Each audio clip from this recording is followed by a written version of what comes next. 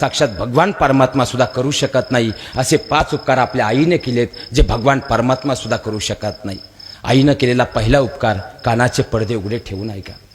तुमच्या इथं बाजूला एखाद्या ठिकाणी बाहेरचा एक मुलगा कामाला आला आणि तो इथं काम करू लागला, पण त्याला राहायला घर मिळेना म्हणून तो तुमच्या गावात आला।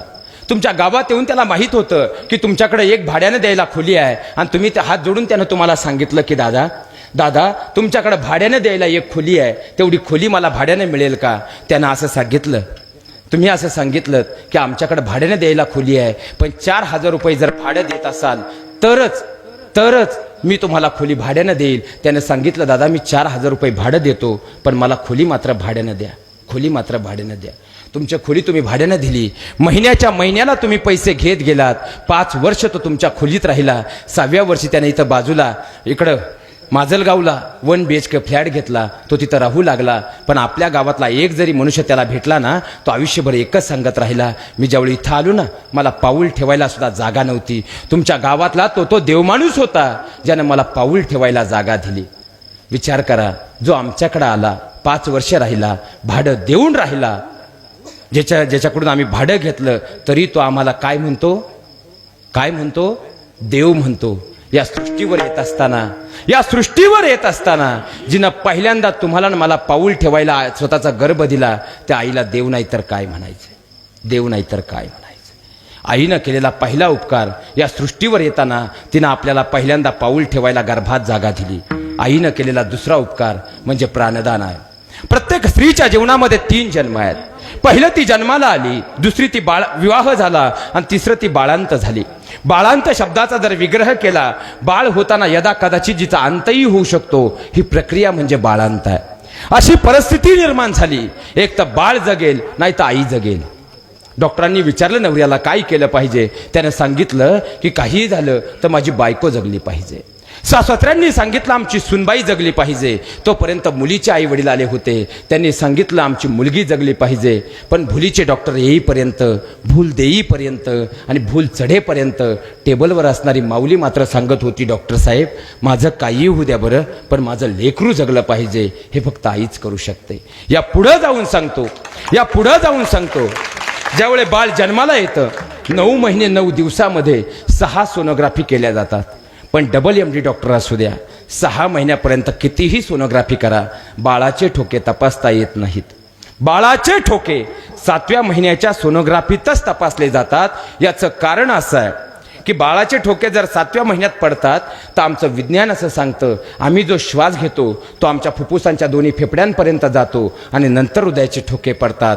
बाळ ताईच्या गर्भात आहे, मग बाळाचे ठोके पडतात कसे? डॉक्टरांना विचारून पहा, डॉक्टर सांगतील आई जो श्वास घेते त्यातला अर्धा श्वास 9 महिने 9 दिवस ती आपल्या बाळाला अर्पण करत असते, म्हणून ठोके पडतात। आणि बाळ ज्यावेळी जन्माला येतं ना, बाळाचा नाळ कापण्या अगोदर बाळ रडतं। चूक की बरोबर? बाळ एकतर रडतं, नाहीतर त्याला रडवलं जातं, त्यानंतरच बाळाचा नाळ कापला। बाळ कितीही गुटगुटीत असू द्या, पण बाळ रडण्या अगोदर जर बाळाचा नाळ कापला, बाळ जागेवर गतप्राण होतं। याचं कारण असं आहे, बाळ आईच्या गर्भात असताना त्याच्या डाव्या बाळचं फुफ्फुस चालू असतं आणि उजव्या बाळचं जे फुफ्फुस आहे पूर्णतः कोरकट्ट असतं। बाळ ज्यावेळी जन्माला येतं, ते पहिला श्वास घेतं, तेव्हा त्याच्या शरीरात ऑक्सिजन जातो आणि त्याच्या उजव्या बाजूला जे कोरकट्ट फुफ्फुस आहे त्याची पंपिंग करण्याची प्रक्रिया चालू होते। दोन्ही फुफ्फुसांचं कार्य व्यवस्थित चालू होतं आणि त्यानंतर MSCBशी म्हणजे आईशी असणारा नाळ कापला जातो आणि बाळाला जीवदान मिळतं। आईनं केलेलं दुसरं दान प्राणदान आहे। आईनं केलेलं तिसरं दान सांगतो। आईनं केलेलं तिसरं दान रक्तदान आहे। एखादा म्हणेल, महाराज यात काय मोठं आहे? 260 रुपयाला रक्ताची बाटली मिळते, त्यात काय मोठं आहे? पण विज्ञानाने एवढी प्रगती केली महाराज, पण विज्ञानाला आजपर्यंत एक कोडं उलगडलं नाही। आईचा ब्लड ग्रुप कोणताही असू द्या आणि बाळाचा ब्लड ग्रुप कोणताही असू द्या, तरी आईचं रक्त बाळाला आणि बाळाचं रक्त आईला चालतं। विज्ञानाला न उलगडलेलं कोड आहे। तुम्ही रक्त देऊ शकता, पण तुम्ही रक्त त्यालाच देऊ शकता ज्याच्या शरीरात अगोदरचं रक्त आहे, आणि तुम्ही रक्त त्यालाच देऊ शकता ज्याच्याबरोबर तुमचा ब्लड ग्रुप मॅच होतो। पण आई आणि बाळाच्या ब्लड ग्रुपला कधी कोणती गरज पडत। आणि विशेष म्हणजे आईनं आपल्या शरीरातला पहिला रक्ताचा थेंब दिलाय। या शरीरात रक्ताचा पहिला थेंब जर कोणी दिलाय तो आपल्या आईनं दिलाय, म्हणून आपण उभे आहोत। आईनं केलेलं तिसरं दान रक्तदान आहे। आईनं केलेलं चौथं दान सांगतो, अस्थिदान. आईनं दिलेलं चौथं दान म्हणजे अस्थिदान आहे. दोन भावांमध्ये वाद पेटले तर हाडांच्या बळावर आम्ही बोलतो पाहून घेईल.